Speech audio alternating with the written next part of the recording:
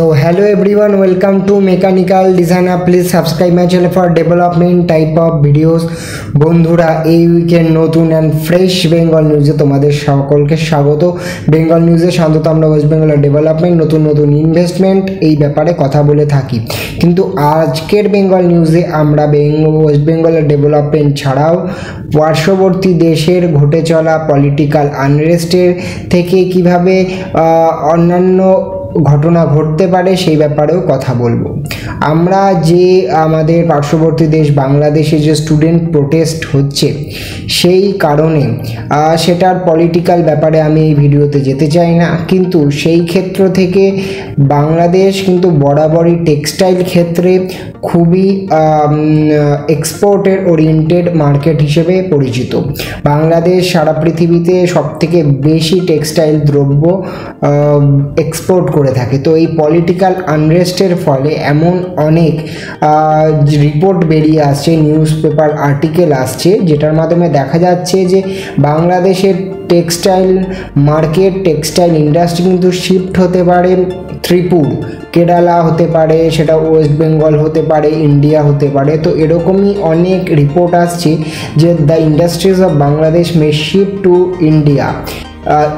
তো এই বিষয়ে West Bengal government, India government এবং অন্যান্য রাজ্য সরকারগুলোকে পদক্ষেপ নিতে হবে যাতে ইন্ডিয়ার যে টেক্সটাইল ইন্ডাস্ট্রিকে আরও গ্রো করতে পারে। এই ধরনের ক্ষেত্রে যাতে কিছু ইনভেস্টমেন্ট যদি ইন্ডিয়া গভর্নমেন্ট অ্যাচিভ করতে পারে, তো অবশ্যই সেটা আর্থিকভাবে খুবই ভালো হবে এবং তার সাথে পার্শ্ববর্তী দেশের শান্তি কামনা আমাদের কর্তব্য। তারপরে আমরা দেখতে পারি এইচডিএফসি ব্যাংক কিন্তু নিউ টাউনে sector action area 2-তে Candor take স্পেসে তাদের অফিস স্পেস নিয়েছে। তো এইচডিএফসি ব্যাংক ফিনটেক হাবের পাশে ক্যান্ডর টেক স্পেসে কিন্তু তাদের অফিস এরিয়া নিয়েছে। এর মাধ্যমে তারা টেকনোলজি অ্যান্ড বিভিন্ন টাইপের সার্ভিস প্রোভাইড করতে পারবে।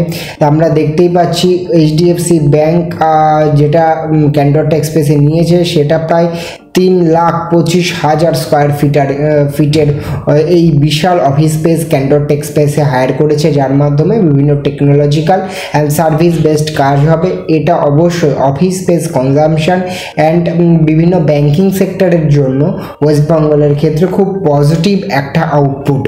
তারপরে যদি আমরা দেখতে পাই আরেকটা বড় খবর, সেটা হচ্ছে যে আইআইএম কলকাতার হোস্টেলের মডিফিকেশনের বিট চলে এসছে। তার সাথে আমরা দেখতে পাচ্ছি কালীঘাট মন্দিরের রিনোভেশনের কাজ চলছে, প্রায় 200 কোটি টাকার ব্যয়ে। রাজ্য সরকারের এই পদক্ষেপকে সাধুবাদ জানায় এবং তারা যেভাবে দক্ষিণেশ্বর, তারা যেভাবে কালীঘাট যে ট্যুরিজম স্পট হিসেবে ডেভেলপ করার জন্য পদক্ষেপ নিচ্ছে, সেটা অবশ্যই ট্যুরিস্টের পয়েন্ট অফ ভিউ থেকে খুবই ভালো পদক্ষেপ। তারপর আমরা দেখতে পাচ্ছি সেন্ট্রাল গভর্নমেন্ট রেলওয়ে মিনিস্ট্রি কবচ সিস্টেম দিল্লি, মুম্বাই অ্যান্ড কলকাতা রুটে 2025-এর মধ্যে কিন্তু কমপ্লিট করে ফেলবে। এর মাধ্যমে এটা আমরা আশা করতে পারি ইন্ডিয়ান রেলওয়েজের রিসেন্ট সময়ে বেড়ে চলা বিভিন্ন ট্রেন অ্যাক্সিডেন্ট সেগুলো কিন্তু অনেকটাই রক্ষা করা যাবে। তো 2025-এর মধ্যে কবচ সিস্টেম মুম্বাই, দিল্লি, কলকাতা রুটে টু বি অপারেশনাল। তো এই ধরনের মেট্রো সিটিজ, মেগা সিটিজগুলোর জন্য কানেক্টিংয়ের জন্য 2025-এর মধ্যে কবচ সিস্টেম যদি ইমপ্লিমেন্ট হয় তাহলে অবশ্যই ভালো পদক্ষেপ এবং রেলওয়ে মিনিস্ট্রিকে এই পদক্ষেপ আরও জলদি নিতে হবে। তাছাড়া Bengal government to set up tourism centre in the birth place of Nazrul Islam. তো ওয়েস্ট বেঙ্গলের ট্যুরিজম ইন্ডাস্ট্রির ক্ষেত্রেও এটাও একটা ভালো পদক্ষেপ যে মহান কবি কাজী নজরুল ইসলামের বার্থ প্লেসে যে ট্যুরিস্ট স্পট হিসেবে সেটাকে ডেভেলপ করার বিষয়ে ওটা কিন্তু ভালো পদক্ষেপ। তারপরে যদি আমরা দেখতে পাই যে মোদি গভর্নমেন্ট প্রায় 50,000 কোটি টাকার হাই স্পিড করিডোর অ্যাপ্রুভড করেছে, সেটার মধ্যে কিন্তু ওয়েস্ট বেঙ্গলের খড়গপুর টু মোরেগ্রাম প্রজেক্টও কিন্তু আছে। তার মাধ্যমে খড়গপুর টু মোরেগ্রামের মধ্যে রেল করিডোর চালু করা যাবে, যার মাধ্যমে খড়গপুরকে ইন্ডাস্ট্রিয়াল সিটি হিসেবে আরও ভালো করে তুলে ধরার জন্য ভালো পদক্ষেপ। এবং সেই ক্ষেত্রে ধীরে ধীরে আমরা মেদিনীপুরকে দেখছি, মেদিনীপুরের বিভিন্ন ধরনের ইনভেস্টমেন্টের দিক থেকে, সেটা গড়বেতা হোক, খড়গপুর হোক, তাজপুর হোক, বিভিন্ন ইনভেস্টমেন্ট কিন্তু মেদিনীপুর পেয়ে যাচ্ছে। সেখানে ওয়েস্ট বেঙ্গল গভর্নমেন্টের 700 কোটি টাকা ব্যয়ের একটা সোলার প্ল্যান্ট প্রজেক্ট কিন্তু গড়বেতাতে শিফট হচ্ছে মন্দারমণি থেকে। সেটা ওয়েস্ট বেঙ্গলের লেজিসলেটিভ কাউন্সিল সেখানেই এই ধরনের পদক্ষেপের কথা বলা হয়েছে এবং গভর্নমেন্টের তরফ থেকে এই ধরনের পদক্ষেপ নেওয়া হয়েছে যে 700 কোটি টাকা ব্যয়ের যে সোলার প্ল্যান্ট প্রজেক্ট হবে, যেটা একটা জার্মান এজেন্সির সাথে কোলাবোরেশনে হবে। তো সেইটা কিন্তু গড়বেতাতে ট্রান্সফার হয়ে যাচ্ছে মন্দারমণি থেকে। তো এটা গড়বেতার মানুষের জন্য খুব ভালো। এবং রিসেন্ট সময়ে গড়বেতাতে আরও ইন্ডাস্ট্রির কথা শোনা যাচ্ছে। তো এই ধরনের পদক্ষেপ যদি পজিটিভ হয় সেটা খুব ভালো পদক্ষেপ হবে। 700 কোটি টাকা ব্যয়ের সোলার প্ল্যান্ট প্রজেক্ট হতে চলেছে। সেক্ষেত্রে নিউ টাউনকে ডেভেলপ করার জন্য আরও আন্ডারপাস সারা নিউ টাউন এরিয়া জুড়ে তৈরি করার কথা বলা হয়েছে। New Town to get 4 new underpasses for small vehicles.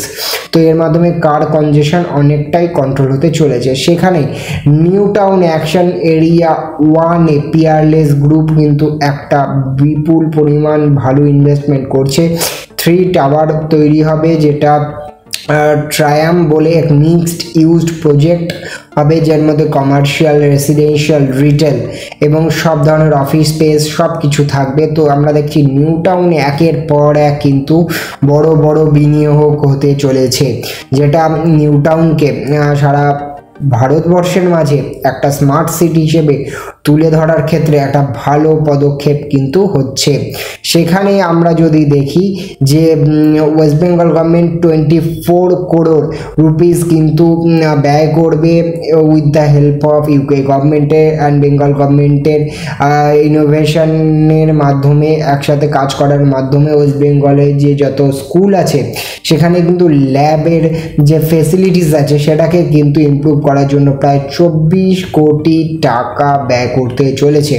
সেখানে টেকনো ইন্ডিয়া ইউনিভার্সিটি একটা প্রোনাউন্ড ওয়েস্ট বেঙ্গল বেসড একটা প্রাইভেট ইউনিভার্সিটি, সেটা কিন্তু শিলিগুড়িতে তাদের একটা যে ফ্যাশন ইউনিভার্সিটি সেট আপ করার কথা ভাবছে। সেখানে দেখতেই পাচ্ছেন ইউনিভার্সিটির কর্ণধার ম্যানেজিং ডাইরেক্টর এই ধরনের পোস্ট করেছেন যে শিলিগুড়িতে তারা ফ্যাশন ইউনিভার্সিটি এবং দ্য ফার্স্ট প্রাইভেট ইউনিভার্সিটি কিন্তু তারা নর্থ বেঙ্গলে করবে, যার মাধ্যমে ইন্ডিয়াস ফার্স্ট ফ্যাশন ইউনিভার্সিটি কিন্তু শিলিগুড়িতে নর্থ বেঙ্গলে হতে চলেছে, যার মাধ্যমে শিলিগুড়ি ডেভেলপমেন্ট এবং শিলিগুড়িকে আরও বেশি করে আইটি সেক্টর অ্যান্ড এডুকেশন সেক্টরের উপর ফোকাস করতে হবে। ওয়েস্ট বেঙ্গল গভর্নমেন্টকে বিশেষ নজর থাকবে নর্থ বেঙ্গলের ডেভেলপমেন্টের ওপর, জব অপরচুনিটিস ক্রিয়েটের ওপর। তো এটা খুব ভালো পদক্ষেপ। সেখানে যাত্রী সাথী অ্যাপ এখন বর্তমানে শিলিগুড়ি, দুর্গাপুর, আসানসোল, কলকাতা এই সব জায়গায় অপারেশনাল হওয়ার ফলে যাত্রী সাথী অ্যাপের মাধ্যমে কিন্তু এখন অ্যাম্বুলেন্সও বুক করা যাবে। এই পদক্ষেপকে সাধুবাদ জানাই, কারণ অ্যাম্বুলেন্স প্রোভাইড করার মাধ্যমে অনেক পেশেন্টের জীবন বাঁচবে।